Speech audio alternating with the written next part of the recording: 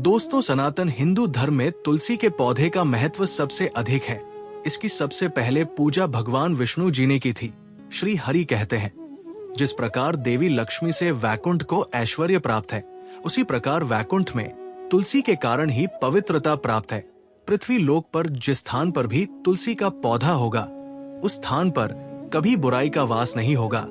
ऐसा स्थान सबसे अधिक पवित्र होगा। इसी कारण से हमें हमारे घर में तुलसी का पौधा अवश्य ही लगाना चाहिए। तुलसी के पास दीपक जलाने से क्या होता है, आइए जानते हैं इस प्राचीन महान कथा के माध्यम से, जो भगवान श्री कृष्ण ने देवी सत्यभामा को सुनाई है। दोस्तों, एक समय की बात है, देवी सत्यभामा भगवान श्री कृष्ण के पास आकर उनसे पूछने लगी है, स्वामी, आपने मुझे तुलसी के पौधे को जल देने का महात्म सुना दिया है, लेकिन तुलसी के पास दीपक जलाने का क्या महात्म है? रोज शाम को तुलसी के पास दीपक क्यों जलाया जाता है? इससे मनुष्य को कौन सा फल प्राप्त होता है? तुलसी के पास दीपक जलाने की विधि क्या है तथा दीपक लगाते समय कौन से मंत्र का उच्चारण करना चाहिए?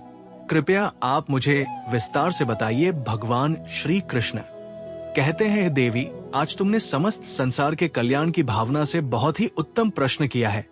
तुम्हारे इस प्रश्न का उत्तर देने से पूर्व मैं तुम्हें एक प्राचीन इतिहास सुनाता हूँ, जिससे तुम्हें तुम्हारे सभी प्रश्नों के उत्तर मिल जाएंगे। लेकिन दोस्तों, अगर आप भी चाहते हैं कि आपके ऊपर और आपके पूरे परिवार के ऊपर माता लक्ष्मी का आशीर्वाद सदैव बना रहे, तो इस वीडियो को एक लाइक करें और आपके अपने चैनल अद्भुत वास्तु ज्ञान को सब्सक्राइब करें और कमेंट बॉक्स में जय माता लक्ष्मी लिखना ना भूले। शाम के समय तुलसी के पास दीपक जलाने से जो पुण्य मिलता है, उसी का वर्णन मैं इस कथा में करूंगा, इसलिए इस कथा को ध्यान से सुनो। इसे सुनने मात्र से ही 100 वर्षों तक तुलसी के पास दीपक जलाने का फल मिलता है।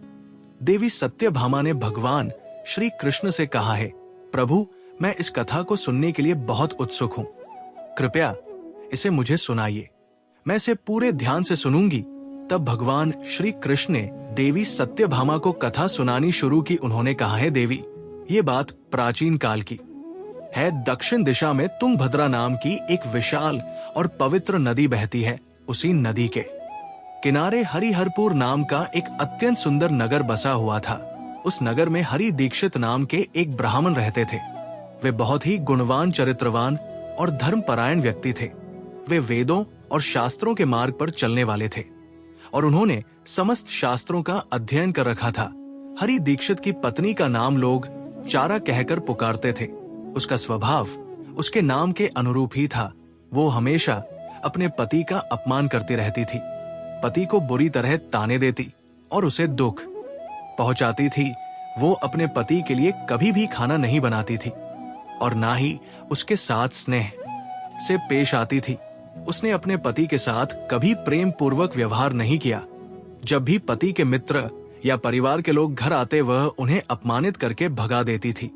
वो स्त्री स्वयं गलत संगति में रहती थी और हमेशा काम वासना में डूबी रहती थी।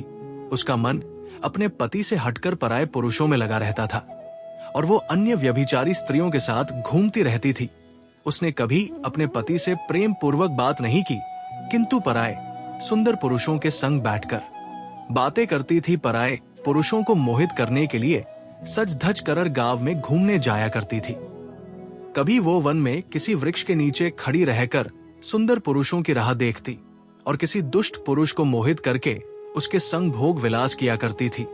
एक दिन हरि दीक्षित ने अपनी पत्नी से कहा है, भद्रे, तुम्हारा ये आचरण उचित नहीं है। इस प्रकार से पाप करने पर तुम्हारा अहित ही होगा। इसीलिए तुम अभी से ये सब बुरे काम करना छोड़ दो। तुम्हारे इस प्रकार के व्यवहार से मुझे बड़ा दुख हो रहा है। तब उस दुराचार स्त्री ने कहा, ना जाने किस पाप के कारण मेरा तुझ जैसे भिखमंगा के साथ विवाह हुआ है। लगता है पिछले जन्म में मैंने पाप ही किए होंगे, इसी कारण से मुझे ऐसा गरीब पति मिला है। तो मेरी कोई भी इच्छा को पूर्ण नहीं कर सकता। मुझे विवशता के कारण तेरी इस झोपड़ में रहना पड़ता है, भिक्षा में लाया हुआ भोजन खाना पड़ता है और अधिक मैं इस कष्ट को सहन नहीं करने वाली। किसी दिन मैं तुझे छोड़कर अवश्य चली जाऊंगी, तेरे साथ रहूंगी, तो इस जन्म में भी मेरे द्वारा पाप ही होंगे। इसलिए अब मैं किसी अन्य धनवान पुरुष से विवाह करूंगी हरि दीक्षित ने अपनी पत्नी से कहा है, प्रिय तुम इस प्रकार के अपशब्द ना कहो। इस प्रकार से अपने पति को त्यागने का विचार मन से छोड़ दो। जो स्त्री अपने पति को त्याग कर पराये पुरुष के पास जाती है उसका अहित ही होता है, उसे नरक में जाना पड़ता है। उस दुराचारी पत्नी ने कहा, नरक में तुम्हें जाना पड़ेगा क्योंकि तुम कोई काम धंधा तो करते नहीं, भीख मांग कर खाते हो और मुझे भी झूठ खिलाते हो। पत्नी को दुखी और असंतुष्ट रखने वाला पति भी नरक में ही जाता है और तुम्हारा घर कोई नरक की सजा से कम नहीं है। तुम्हारे साथ इस घर में रहने से अच्छा है मैं नरक में जाकर रहूं। इस प्रकार उस हरि दीक्षित की पत्नी ने अनेक प्रकार के कटु वचनों से अपने पति का अनादर किया और उसे अपमानित किया। श्री कृष्ण कहते हैं, हे देवी, जो स्त्री अपने पति का अनादर करती है, जो अपने पति का अपमान करती है, उसके घर में दुर्भाग्य ही आता है। पति को छोड़कर पराये पुरुष के पास जाने वाली स्त्री को नरक में दंड अवश्य ही भोगना पड़ता है। अब आगे सुनो उस दुराचार स्त्री के साथ क्या होता है। एक दिन वह दुराचार स्त्री वन में जाकर एक एक वृक्ष के नीचे खड़ी हो गई। उसका चित्त काम से भरा हुआ था। वो किसी सुंदर कामी पुरुष की राह देख रही थी, किंतु बहुत समय बीतने के बाद भी उस स्थान पर कोई पुरुष नहीं आया। इसीलिए वो अत्यंत दुखी हो गई और प्रियतम की खोज में इधर उधर देखने लगी। उस दिन उसका सारा परिश्रम व्यर्थ हो गया। वो वहां खड़ी होकर वो नाना प्रकार की बातें कहकर विलाप करने लगी, हाय हाय, आज तो इस मार्ग से कोई भी सुंदर पुरुष नहीं आया। अब मैं कैसे अपनी काम शांति करूं? आज की रात कैसे बीतेगी? कौन मेरे सुंदर शरीर का उपभोग करेगा? मेरी जवानी और सुंदरता तो अकारण ही नष्ट हो रही है। कोई भी सुंदर शरीर को पाने की कामना नहीं करता। अब मैं कहां जाऊं? कौन मुझे अपनाए? कौन मेरे साथ भोग विलास करेगा? मेरा पति तो मूर्ख है, लेकिन अब ऐसा लग रहा है कि ये दुनिया मूर्खों से भरी हुई है। कोई भी मेरी जैसी सुंदर स्त्री को पाने की इच्छा नहीं करता। मैं तो इतनी खूबसूरत हूं कि देवता भी मुझे पाने की इच्छा करेंगे, लेकिन ये संसार तो पापी और तुच्छ पुरुषों से भरा पड़ा है, जो मेरी जैसी अप्सरा के समान सुंदर स्त्री को नजरअंदाज कर रहा है।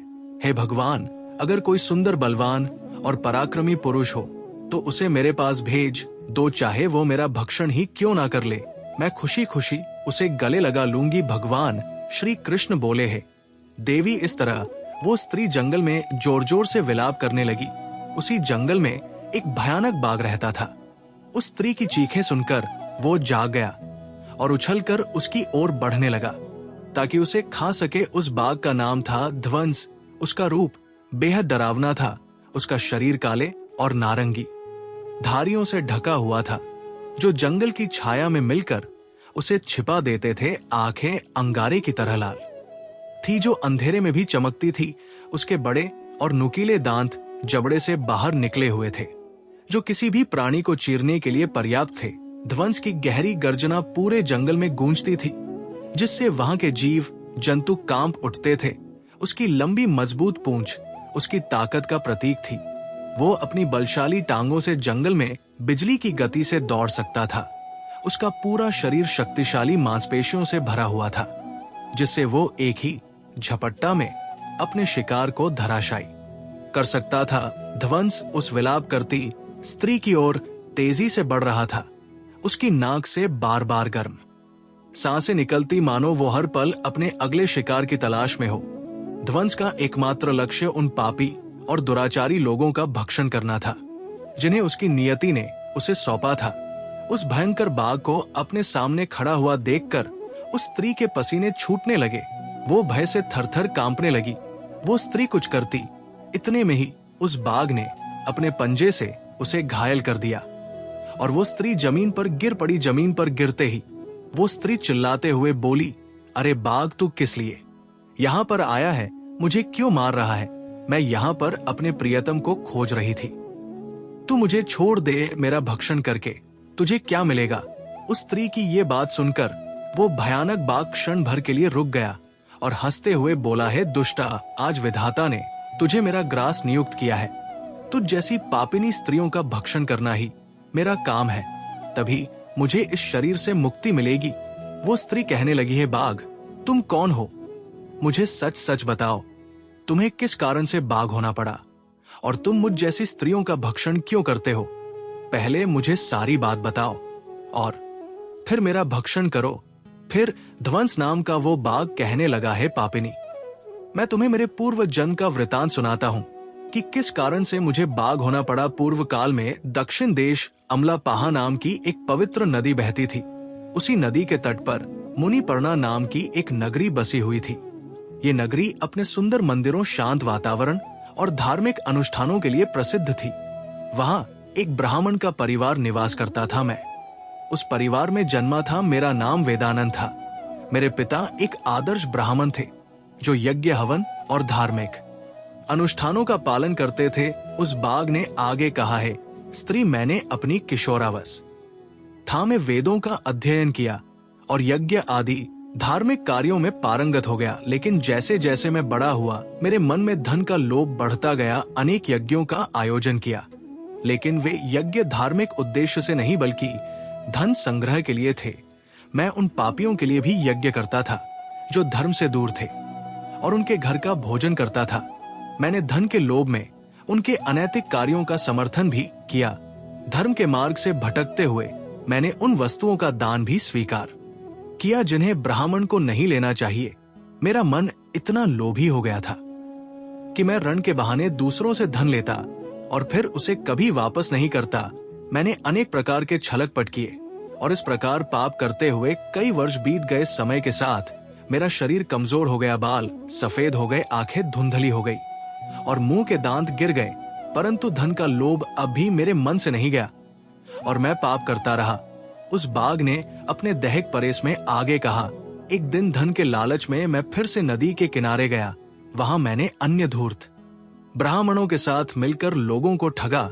हम सभी ने झूठे मंत्रों का उच्चारण किया और बिना विधि विधान के ही देवी देवताओं का पूजन किया। इसका उद्देश्य केवल अधिक से अधिक धन में प्राप्त करना था। हमने लोगों को धर्म के नाम पर धोखा दिया। उस दिन मैंने काफी धन एकत्र किया, लेकिन उसी समय मेरे साथ एक भयानक घटना घटी। मैं उसी दिन नदी के तट पर बैठा हुआ था, तभी एक बीमार और भटकता हुआ कुत्ता मेरे पास आया। मैंने उसे दुत्कार कर भगा दिया, लेकिन वो क्रोध में आकर मेरे पैर में काट बैठा। मैं मूर्छित होकर वहीं गिर पड़ा। उसी क्षण मेरे प्राण निकल गए। मेरी मृत्यु के बाद यम के 2 दूत प्रकट हुए। वे काले और भयानक रूप वाले थे और उनके हाथों में जंजीरें थी। उन्होंने मुझे पकड़ लिया और यमपुरी की ओर ले गए। यमपुरी में मुझे यमराज के सामने खड़ा किया गया। यमराज ने अपने दिव्य सिंहासन से चित्रगुप्त को आदेश दिया कि वे मेरे कर्मों का लेखा जोखा प्रस्तुत करें। चित्रगुप्त ने बड़े ही गंभीर स्वर में कहा, है धर्मराज, ये ब्राह्मण जिसका नाम वेदानंद था ने अपने जीवन में घोर पाप किए हैं। इसने धर्म के नाम पर लोगों को ठगा, झूठे मंत्रों का उच्चारण कर यज्ञ किया और भगवान का अपमान किया। ये धन के लालच में धर्म से दूर हो गया। इसने कभी भी धर्म का पालन नहीं किया, इसीलिए ये पापी ब्राह्मण नरक जाने के योग्य है। फिर यमराज ने अपने दूतों को आदेश दिया, इस पापी को नरक की अग्नि में डाल दो। ये वहां जाकर अपने कर्मों का फल भोगे। इसके बाद मुझे नरक की भयंकर अग्नि में डाल दिया गया। वर्षों तक मैंने वहां की यातनाएं सहन की। मेरी आत्मा को भयंकर पीड़ा सहनी पड़ी। अनेक वर्षों की सजा के बाद मेरे पापों के कारण मुझे बाघ का शरीर प्राप्त हुआ और मैं इस दुर्गम वन में निवास करने लगा। ध्वंस ने अपनी कहानी को समाप्त करते हुए कहा, अपने पूर्व जन्म के पापों का प्रायश्चित करते हुए मैंने संकल्प लिया कि मैं कभी भी महात्मा, साधु पुरुष या सती स्त्रियों का भक्षण नहीं करूंगा। मैं केवल उन पापियों, दुराचार और कुलटा स्त्रियों का ही भक्षण करता हूं जिन्होंने अपने जीवन में अधर्म के मार्ग पर चलकर दूसरों को दुख दिया है। मुझे विश्वास है कि ऐसा करने से मुझे मेरे पापों से मुक्ति मिलेगी और मैं इस शरीर से जल्द ही मुक्त हो जाऊंगा। श्री कृष्ण कहते हैं, हे देवी, इस प्रकार से उस बाघ ने अपने पूर्व जन्म का वृतांत सुना दिया और उस स्त्री से कहने लगा, है पापिनी, तेरे आचरण से तू कुलटा दिखाई पड़ती है। अपने पति को छोड़कर तू इस वन में अन्य पुरुषों के साथ भोग विलास करने के लिए आई है, इसलिए आज तो मेरा ग्रास अवश्य बनेगी। इतना कहकर उस बाघ ने अपने तीक्ष्ण नाखूनों से उस पापी स्त्री को मारकर उसे खा लिया और फिर वो बाघ उस स्थान से चला गया। उस स्त्री की मृत्यु के बाद उस स्थान पर यम के 2 दूत प्रकट हुए और उस पापिनी स्त्री को उठाकर संयमने में ले गए। वहां पर उसे यमराज के सामने खड़ा किया गया। यमपुरी में मुझे यमराज के सामने खड़ा किया गया। यमराज ने अपने दिव्य सिंहासन से चित्रगुप्त को आदेश दिया कि वे मेरे कर्मों का लेखा जोखा प्रस्तुत करें। चित्रगुप्त ने बड़े ही गंभीर स्वर में कहा है, धर्मराज, ये ब्राह्मण जिसका नाम वेदानंद था ने अपने जीवन में घोर पाप किए हैं। इसने धर्म के नाम पर लोगों को ठगा, झूठे मंत्रों का उच्चारण कर यज्ञ किया और भगवान का अपमान किया। ये धन के लालच में धर्म से दूर हो गया। इसने कभी भी धर्म का पालन नहीं किया, इसीलिए ये पापी ब्राह्मण नरक जाने के योग्य है। फिर यमराज ने अपने दूतों को आदेश दिया, इस पापी को नरक की अग्नि में डाल दो, ये वहां जाकर अपने कर्मों का फल भोगे।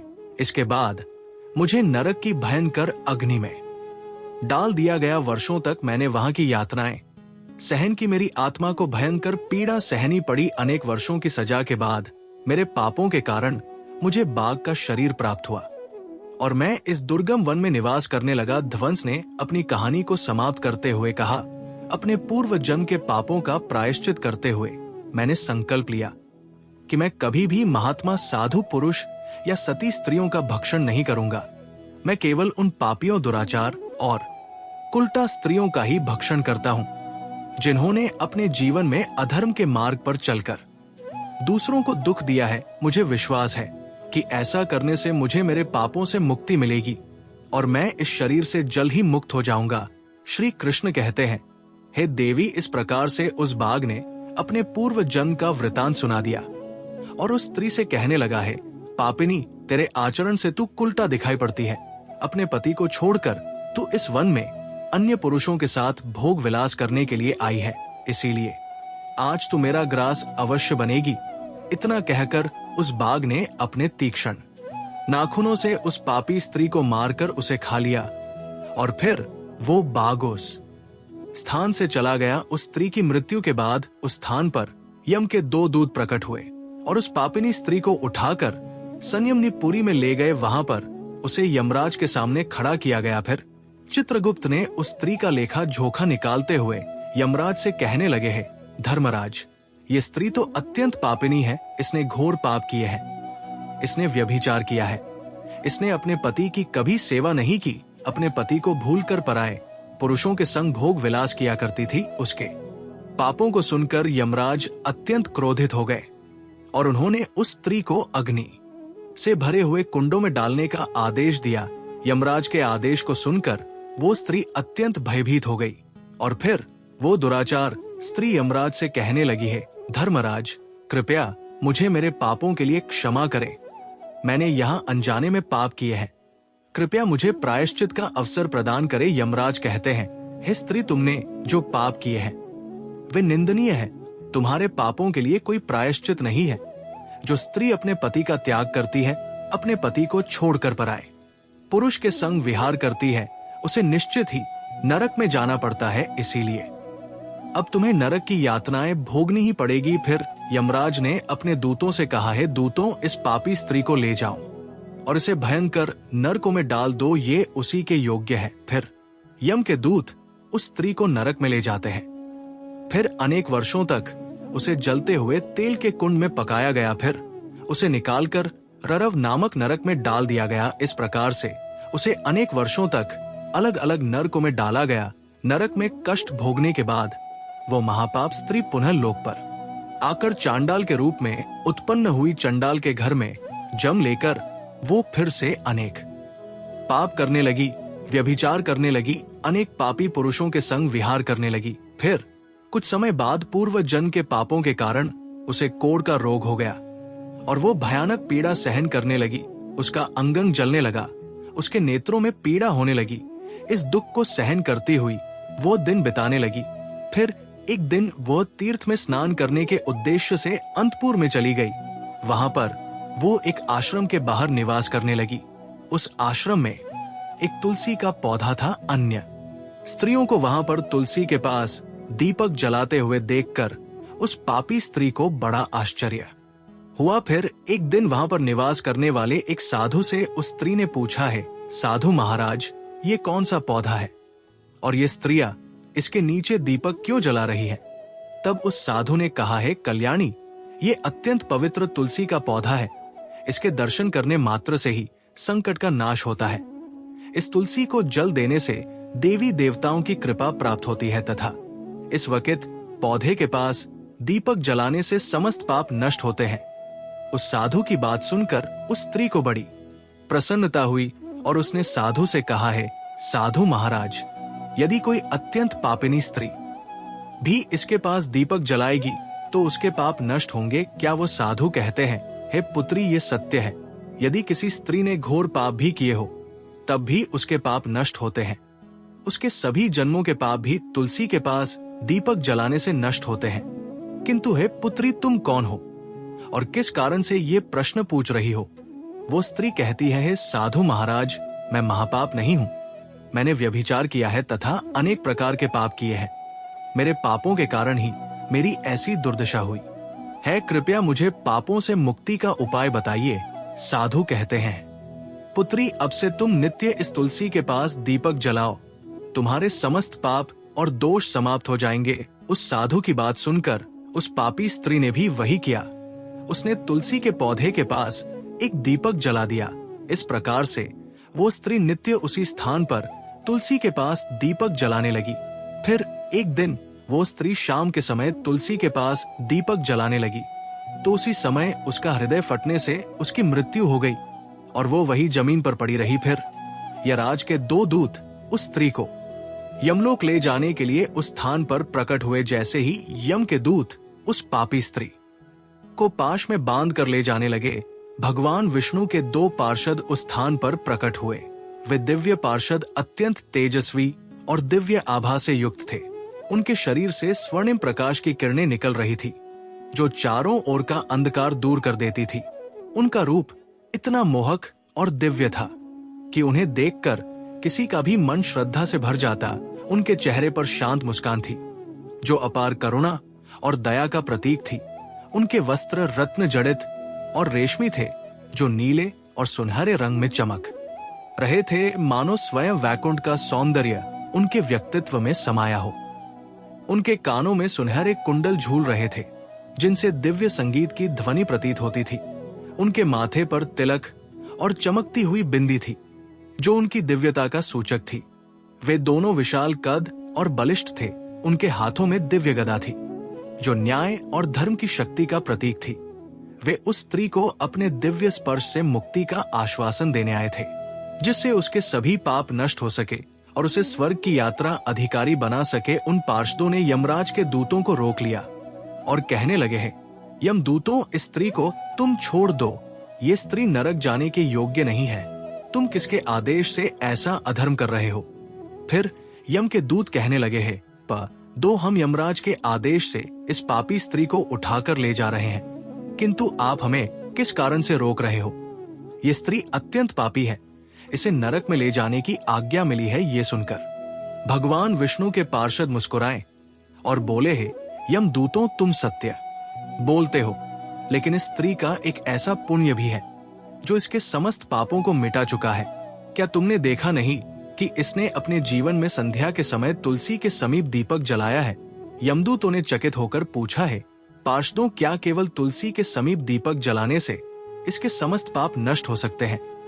भगवान विष्णु के पार्षदों ने गहन दृष्टि से यमदूतों की ओर देखा और समझाया, तुम इस बात को नहीं समझते यमदूतों, तुलसी भगवान विष्णु की परम प्रिय है और जो भक्त श्रद्धा और भक्ति से तुलसी के समीप दीपक जलाता है वो विष्णु की कृपा का पात्र बन जाता है।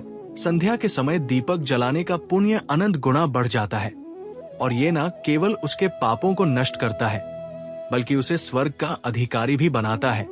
इस स्त्री ने सच्चे मन से तुलसी का पूजन किया और दीपक प्रज्वलित किया है, इसी कारण इसके सारे पाप लकर राख हो चुके हैं। अब ये नरक जाने के योग्य नहीं है। यमदूतों ने हाथ जोड़कर कहा है, विष्णु पार्षदों, आप सही कह रहे हैं, हमें इसकी भक्ति के बारे में जानकारी नहीं थी। अगर ये भगवान विष्णु की प्रिय भक्त है तो हम इसे नरक कैसे ले जा सकते हैं भगवान विष्णु के पार? शदों ने मधुर स्वर में कहा, यही कारण है कि हम तुम्हें इसे छोड़ने के लिए कह रहे हैं। इस स्त्री ने तुलसी की सेवा की है और उस दीपक की रोशनी से अपने सारे पाप भस्म कर चुकी है। अब इसे विष्णु लोक ले जाया जाएगा, जहां इसका स्वागत होगा। ये अब स्वर्ग की अधिकारी बन चुकी है। पार्षदों की बात सुनकर यमदूतों ने उस स्त्री को वहीं छोड़ दिया और यमलोक लौट गए। वहां जाकर उन्होंने यमराज को पूरा वृत्तांत सुनाया। इसके बाद भगवान विष्णु के पार्षद दिव्य विमान लेकर आए और उस स्त्री को स्वर्ग लोक ले गए। भगवान श्री कृष्ण ने देवी सत यभामा से कहा है, देवी, इस तरह केवल तुलसी के पास दीपक जलाने से ही मनुष्य के सभी पाप नष्ट हो जाते हैं। जो स्त्री प्रतिदिन शाम को तुलसी के पास दीपक जलाती है वो सौभाग्यशाली बनती है। उसके पूर्व जन्मों के सभी पाप समाप्त हो जाते हैं और उसे सुख समृद्धि की प्राप्ति होती है। रोज तुलसी के पास दीपक जलाते समय इस मंत्र का उच्चारण करना चाहिए।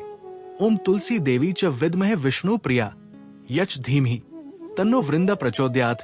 श्री कृष्ण ने आगे कहा, हजारों अमृत के घड़ों से भगवान श्री हरि को स्नान कराने से भी उन्हें उतनी प्रसन्नता नहीं मिलती जितनी तुलसी का एक पत्ता चढ़ाने से मिलती है।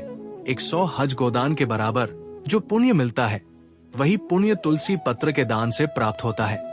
जो मृत्यु के समय अपने मुख में तुलसी पत्र का जल प्राप्त करता है, वो संपूर्ण पापों से मुक्त होकर श्री कृष्ण के धाम जाता है। जब भक्त तुलसी के पास दीपक जलाता है तो उस प्रकाश में निहित ऊर्जा नकारात्मक शक्तियों को नष्ट करती है और सकारात्मकता का संचार करती है। ये आध्यात्मिक वातावरण को शुद्ध करता है और घर में देवताओं की कृपा को आकर्षित करता है। दीपक का प्रकाश अज्ञान के अंधकार को दूर करता है और ज्ञान की ज्योति को प्रज्वलित करता है। तुलसी के पास दीपक जलाने से मनुष्य के भीतर शुद्धता और पवित्रता का भाव उत्पन्न होता है, जिससे उसकी भक्ति और ध्यान की शक्ति बढ़ती है। ये मान्यता है कि जब व्यक्ति तुलसी के पास दीपक जलाकर उसकी आरती करता है तो भगवान विष्णु का ध्यान अधिक सरलता से प्राप्त होता है। ये साधक के मन को स्थिर और शांति की ओर ले जाता है, जिससे ध्यान में एकाग्रता बढ़ती है।